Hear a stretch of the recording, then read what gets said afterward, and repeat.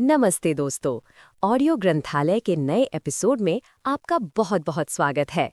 मैं हूं आपकी होस्ट और दोस्त प्रिया। आपने कभी सोचा है कि हमारी लाइफ में, चाहे वो पर्सनल हो या प्रोफेशनल, सबसे ज़रूरी चीज़ क्या है?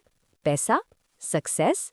शायद हाँ, लेकिन इन सब चीज़ों की नींव, इनकी फाउंडेशन क्या है? वो है हमारे रिश्ते।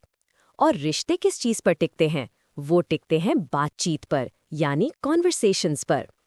आज हम एक ऐसी ही जबरदस्त किताब की समरी सुनने वाले हैं जो आपकी जिंदगी बदल सकती है। इसका नाम है crucial conversations, tools for talking when stakes are high, जिसे लिखा है Kerry Patterson, Joseph Grenny, Ron McMillan और एल स्विट्जलर ने। कभी आपके साथ ऐसा हुआ है कि आपको अपने बॉस से प्रमोशन या सैलरी हाइक के बारे में बात करनी थी, लेकिन डर के मारे कर नहीं पाए? या अपने पार्टनर से किसी ऐसी आदत के बारे में बोलना था जो आपको बिल्कुल पसंद नहीं, लेकिन इस डर से चुप रह गए कि कहीं झगड़ा ना हो जाए? या फिर अपने किसी दोस्त को फीडबैक देना था, पर सोचा कि दोस्ती ना टूट जाए? अगर हाँ, तो विश्वास कीजिए, आप अकेले नहीं हैं। हम सबकी लाइफ में ऐसे पल आते हैं। और यही पल, यही बातचीत इस किताब के हिसाब से क्रूशल कॉन्वर्सेशंस हैं। ये वो बातचीत होती हैं जहां नतीजे बहुत इंपॉर्टेंट होते हैं, लोगों के ओपिनियंस अलग-अलग होते हैं और इमोशंस यानी भावनाएं बहुत हाई होती हैं। ऑथर्स कहते हैं कि हमारी जिंदगी की क्वालिटी, हमारी खुशियां और हमारी सक्सेस इस बात पर डिपेंड करती है कि हम इन क्रूशल कॉन्वर्सेशंस को कैसे हैंडल करते हैं। तो चलिए इस अमेजिंग जर्नी पर चलते हैं और सीखते हैं कि कैसे इन मुश्किल बातचीत को आसानी और कॉन्फिडेंस से हैंडल किया जाए।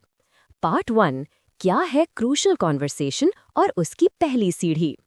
तो सबसे पहले आइए आसानी से समझते हैं कि आखिर ये क्रूशल कॉन्वर्सेशन है क्या। इसके 3 साइंस होते हैं। हाई स्टेक्स, यानी उस बातचीत का नतीजा बहुत मायने रखता है, जैसे अपने बिजनेस पार्टनर से कंपनी के फ्यूचर के बारे में बात करना। ऑपोजिंग ओपिनियंस, जब आपकी और सामने वाले की राय बिल्कुल अलग हो, जैसे आप और आपके स्पाउस बच्चों की परवरिश को लेकर अलग-अलग सोचते हैं। स्ट्रॉन्ग इमोशंस, जब गुस्सा, डर या फ्रस्ट्रेशन जैसी भावनाएं जुड़ जाती हैं, जैसे जब आपका कोई टीम मेंबर बार-बार लेट काम सबमिट करता है और आपको उससे बात करनी है। जब ये तीनों चीजें एक साथ आती हैं, तो हमारा दिमाग फाइट और फ्लाइट मोड में चला जाता है। हमारा लॉजिक काम करना बंद कर देता है। ऐसे में हम एक बहुत बड़ी गलती करते हैं, जिसे ऑथर्स द फूल्स चॉइस यानी बेवकूफ़ों की पसंद कहते हैं। ये फूल्स चॉइस क्या है? ये सोचना कि हमारे पास सिर्फ 2 ही ऑप्शन हैं, साइलेंस यानी सच बोलने से बचना और चुप रह जाना ताकि शांति बनी रहे, जैसे अपने उस रिश्तेदार को कुछ ना बोलना जिसने आपसे पैसे उधार लिए और वापस नहीं कर रहा, इस डर से कि रिश्ता खराब ना हो जाए। वायलेंस, ये जरूरी नहीं कि हाथापाई हो। वायलेंस का मतलब है अपनी बात को आक्रामक तरीके से, गुस्से से या ब्लेम गेम खेलकर रखना, जैसे उसी रिश्तेदार को फोन करके चिल्लाना, तुम हमेशा ऐसे ही करते हो। ऑथर्स कहते हैं कि ये दोनों ही रास्ते गलत हैं। असली स्किल है तीसरा रास्ता चुनना, जो है डायलॉग का। डायलॉग का मतलब है एक ऐसी फ्री फ्लोइंग ओपन कॉन्वर्सेशन जहां हर कोई अपनी बात सेफ फील करके ऑनेस्टली रख सके। इससे एक पूल ऑफ शेयर्ड मीनिंग बनता है, यानी एक ऐसी कॉमन अंडरस्टैंडिंग जहां से सबसे बेहतर सॉल्यूशंस निकलते हैं। जब लोग सेफ फील करते हैं तो वो अपना बेस्ट आइडिया शेयर करते हैं। तो सवाल ये है कि हम इस डायलॉग की स्थिति तक पहुंचे कैसे। इसके लिए सबसे पहला और सबसे जरूरी प्रिंसिपल है स्टार्ट विद हार्ट। इसका मतलब है किसी भी क्रूशल कॉन्वर्सेशन में घुसने से पहले खुद से कुछ सिंपल सवाल पूछना, रुककर सोचना। सबसे पहला और अहम सवाल है, मैं असल में क्या चाहता या चाहती हूँ। सोचिए, आपका एक कॉलीग है जो मीटिंग में हमेशा आपके आइडियाज को काट देता है और अपना क्रेडिट ले जाता है। आपका मन करेगा कि अगले मीटिंग में उसकी बेइज्जती कर दें, लेकिन इससे पहले रुक कर पूछिए, मैं असल में क्या चाहता हूँ? क्या मैं उससे नीचा दिखाना चाहता हूँ, या मैं ये चाहता हूँ कि मुझे मेरे काम का क्रेडिट मिले, टीम में रिस्पेक्ट बने और प्रोजेक्ट सक्सेसफुल हो? जब आपका मकसद साफ हो जाता है तो आपका बिहेवियर अपने आप बदल जाता है। आप गुस्से से नहीं, सॉल्यूशन ढूंढने के माइंडसेट से बात करते हैं। इसी से जुड़ा एक और सवाल है, मैं इस रिश्ते के लिए क्या चाहता हूँ और मैं सामने वाले के लिए क्या चाहता हूँ? जब आप इन सवालों पर गौर करते हैं तो आपको रियलाइज होता है कि झगड़ा जीतना गोल नहीं है। गोल है एक ऐसा सोल्यूशन निकालना जो सबके लिए अच्छा हो। स्टार्ट विद हार्ट हमें फूल्स चॉइस से बचाता है। जब आपको पता है कि आपका असली मकसद रिश्ता बचाना और सोल्यूशन निकालना है, तो आप ना तो बेवजह चुप रहेंगे और ना ही लड़ाई करेंगे। आप डायलॉग का रास्ता चुनेंगे। इसके साथ ही एक और चीज़ इंपॉर्टेंट है, लर्न टू लुक, यानी कॉन्वर्सेशन के दौरान चौकन्ना रहना। जैसे एक ड्राइवर गाड़ी चलाते हुए सिर्फ आगे नहीं देखता, मिरर्स में, साइड में, हर तरफ नज़र रखता है, वैसे ही आपको कॉन्वर्सेशन का माहौल देखना है। आपको दो चीज़ें देखनी है, कॉन्वर्सेशन कब क्रूशल बन रही है, क्या आवाज़ें ऊंची हो रही हैं, क्या कोई डिफेंसिव हो रहा है, लोग कब अनसेफ फील कर रहे हैं, क्या कोई चुप हो गया है यानी साइलेंस, या कोई गुस्से में पर्सनल अटैक कर रहा है यानी वायलेंस। जब आप इन साइंस को पहचान लेते हैं तब आप कॉन्वर्सेशन को डीरेल होने से बचा सकते हैं। ये सेल्फ अवेयरनेस यानी आत्म जागरूकता और सिचुएशन अवेयरनेस का एक पावरफुल कॉम्बिनेशन है। जैसे ही आपको दिखे कि माहौल बिगड़ रहा है, आप तुरंत कदम उठा सकते हैं उसे ठीक करने के लिए। और वो कदम क्या है, ये हम आगे के पार्ट्स में जानेंगे। हेलो दोस्तों, प्रिया के साथ ऑडियो ग्रंथालय में आपका फिर से स्वागत है। पिछले पार्ट में हमने जाना कि क्रूशल कॉन्वर्सेशंस क्या होती हैं और उनको शुरू करने का सबसे इम्पॉर्टेंट तरीका है स्टार्ट विद हार्ट, यानी अपने असली मकसद को पहचानना। हमने ये भी सीखा कि कॉन्वर्सेशन के दौरान लर्न टू लुक यानी माहौल पर नज़र रखना कितना ज़रूरी है। तो जब आपने देख लिया कि कॉन्वर्सेशन पटरी से उतर रही है, यानी सामने वाला अनसेफ फील कर रहा है, या तो वो चुप हो गया है या गुस्से में है, तो आप क्या करेंगे? यहीं पर आता है इस किताब का अगला powerful principle, make it safe. सोचिए, डायलॉग एक घर की तरह है। अगर उस घर की नींव कमजोर हो तो घर गिर जाएगा। डायलॉग की नींव है सेफ्टी। जब तक लोग सेफ फील नहीं करेंगे, वो कभी भी आपसे खुलकर बात नहीं करेंगे। सेफ्टी के दो स्तंभ यानी दो पिलर्स हैं, म्यूचुअल पर्पस, साझा उद्देश्य। सामने वाले को ये विश्वास होना चाहिए कि आप उसके खिलाफ नहीं हैं, बल्कि आप दोनों एक कॉमन गोल की तरफ काम कर रहे हैं। उन्हें लगना चाहिए कि आप उनकी फिक्र करते हैं। अगर उन्हें लगेगा कि आपका हिडन एजेंडा है या आप सिर्फ अपना फायदा देख रहे हैं, तो सेफ्टी खत्म। म्यूचुअल रिस्पेक्ट, आपसी सम्मान। चाहे आप सामने वाले की बात से सहमत ना हो, लेकिन आपको उनकी इज्जत करनी होगी। अगर उन्हें लगेगा कि आप उन्हें बेवकूफ़, नालायक या बुरा इंसान समझते हैं, तो वो तुरंत डिफेंसिव हो जाएंगे। रिस्पेक्ट एक करेंसी की तरह है, जब तक वो है तब तक बातचीत चलती रहती है। जब इन दोनों में से कोई भी चीज़ टूटती है, आपको डायलॉग रोककर पहले सेफ्टी ठीक करनी पड़ती है। और सेफ्टी को वापस लाने के लिए ऑथर्स ने 3 ज़बरदस्त टूल्स दिए हैं। अपोलोजाइज, माफ़ी मांगना। अगर आपसे कोई गलती हुई है, अगर आपके बिहेवियर से सामने वाले को दुख पहुंचा है, तो बिना किसी लेकिन या परंतु के दिल से माफ़ी मांगिए। जैसे, मुझे माफ़ कर दो, मुझे उस टोन में आपसे बात नहीं करनी चाहिए थी, मेरी नीयत आपको नीचा दिखाने की नहीं थी। कॉन्ट्रास्ट, विरोधाभास का उपयोग। ये एक सुपर पावरफुल टूल है। ये डोंट और डू स्टेटमेंट है। इससे आप गलतफहमी दूर करते हैं। पहले आप बताते हैं कि आप क्या नहीं चाहते और फिर बताते हैं कि आप असल में क्या चाहते हैं। मान लीजिए आप अपने जूनियर को उसके काम में बार बार हो रही गलतियों पर फीडबैक दे रहे हैं और वो डिफेंसिव हो जाता है। आप कॉन्ट्रास्टिंग का इस्तेमाल कर सकते हैं। देखो, मैं ये नहीं कह रहा कि तुम मेहनत नहीं करते या तुम काम अच्छा नहीं करते। मैं बस ये चाहता हूं कि हम इन छोटी छोटी गलतियों को कैसे रोक सकते हैं, इस पर बात करें, ताकि तुम्हारा काम और भी बेहतर हो सके। इससे सामने वाले का डर कम हो जाता है। Create a mutual purpose. अगर आपको लगता है कि आपके गोल्स अलग अलग हैं, तो एक बड़ा कॉमन गोल ढूंढने की कोशिश करें। अपनी जूनियर से आप कह सकते हैं, हम दोनों ही चाहते हैं कि ये प्रोजेक्ट सक्सेसफुल हो और कंपनी आगे बढ़े, है ना? तो चलिए इस कॉमन गोल को ध्यान में रखकर सल्यूशन ढूंढते हैं। सेफ्टी बनाना एक आर्ट है और इन टूल से आप इस आर्ट में माहिर हो सकते हैं। लेकिन डायलॉग में एक और दुश्मन है जो बाहर नहीं, हमारे अंदर बैठा है। वो है हमारी अपनी कहानियाँ। इसके लिए अगला प्रिंसिपल है मास्टर माई स्टोरीज, मतलब मास्टर माई स्टोरीज। ऑथर्स कहते हैं कि हमारे इमोशंस यानी भावनाएं सीधे किसी घटना से नहीं आते, बल्कि घटना और इमोशन के बीच में एक चीज़ होती है। वो है कहानी जो हम खुद को सुनाते हैं। इसे पाथ टू एक्शन कहते हैं। सी और हियर यानी देखना या सुनना। आपने कुछ देखा या सुना, जैसे आपके दोस्त ने आपका फ़ोन नहीं उठाया। टेल अ स्टोरी, कहानी बनाना। आपने उस घटना को एक मतलब दिया, एक कहानी बनाई।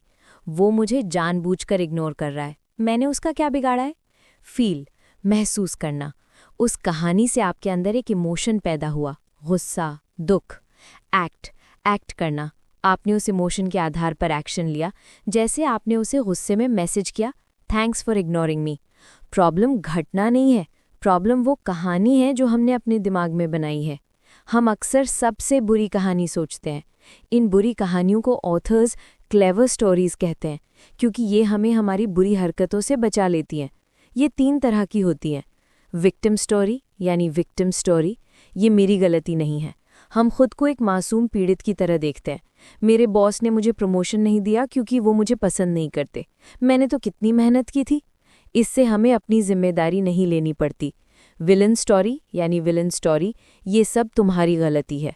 हम सामने वाले को एक बुरा, दुष्ट इंसान बना देते हैं। मेरा पार्टनर इतना सेल्फिश है, उसे मेरी फीलिंग्स की कोई कदरी नहीं है। इससे हमें सामने वाले पर गुस्सा करने का लाइसेंस मिल जाता है। हेल्पलेस स्टोरी यानी हेल्पलेस स्टोरी, मैं कुछ कर ही नहीं सकता। हम सोचते हैं कि हमारे पास कोई ऑप्शन ही नहीं है। मैं अपने बॉस से क्या बोलूं, वो तो किसी की सुनते ही नहीं है, चुप रहना ही बेहतर है।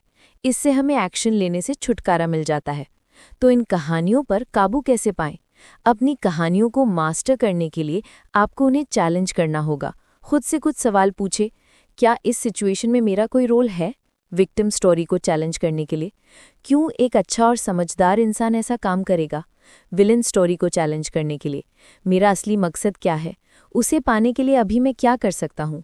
हेल्पलेस स्टोरी को चैलेंज करने के लिए, जब आप अपनी कहानियों को फैक्ट से अलग करते हैं तो आप अपने इमोशंस पर कंट्रोल पा लेते हैं। आप रिएक्ट नहीं, रिस्पॉन्ड करते हैं। आप सिचुएशन को जैसा वो है वैसा देखते हैं, ना कि जैसा आपने उसे बना दिया है। ये स्किल डेल कार्नेगी की किताब how to win friends and influence people के प्रिंसिपल से भी मिलती जुलती है, जहां वो कहते हैं कि हमेशा दूसरे इंसान के पर्सपेक्टिव से सोचने की कोशिश करनी चाहिए। पार्ट 3, दिल की बात कैसे कहें, दूसरों को कैसे सुने और एक्शन तक कैसे पहुंचे। नमस्ते दोस्तों, ऑडियो ग्रंथालय में एक बार फिर आपका स्वागत है। हम क्रूशल कॉन्वर्सेशंस की समरी के आखिरी हिस्से में आ गए हैं। अब तक हमने सीखा है कि डायलॉग के लिए अपनी नीयत साफ रखनी है, स्टार्ट विद हार्ट, माहौल को सेफ बनाना है, मेक इट सेफ, और अपने दिमाग में चल रही कहानियों पर काबू पाना है, मास्टर माई स्टोरीज। अब जब आपने अंदर की तैयारी कर ली है तो सवाल उठता है, अपनी बात को सामने रखें कैसे? ऐसा क्या बोलें कि सामने वाला डिफेंसिव ना हो और आपकी बात भी उस तक पहुंच जाए? इसके लिए ऑथर्स ने एक बहुत ही प्रैक्टिकल फ्रेमवर्क दिया है जिसका नाम है स्टेट माई पाथ। स्टेट एक एक्रोनिम है और इसका हर लेटर एक स्टेप है। एस, शेयर योर फैक्ट्स यानी शेयर योर फैक्ट्स। अपनी बात हमेशा फैक्ट्स यानी तथ्यों से शुरू करें।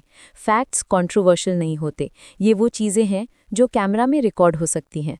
पिछले एक हफ्ते में तुम 3 बार ऑफिस लेट आए हो, ये एक फैक्ट है।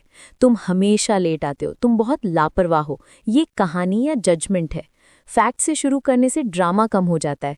टी, टेल योर स्टोरी यानी टेल योर स्टोरी। फैक्ट्स बताने के बाद अब आप अपनी कहानी बताएं, लेकिन इसे एक कहानी की तरह ही पेश करें, सच की तरह नहीं।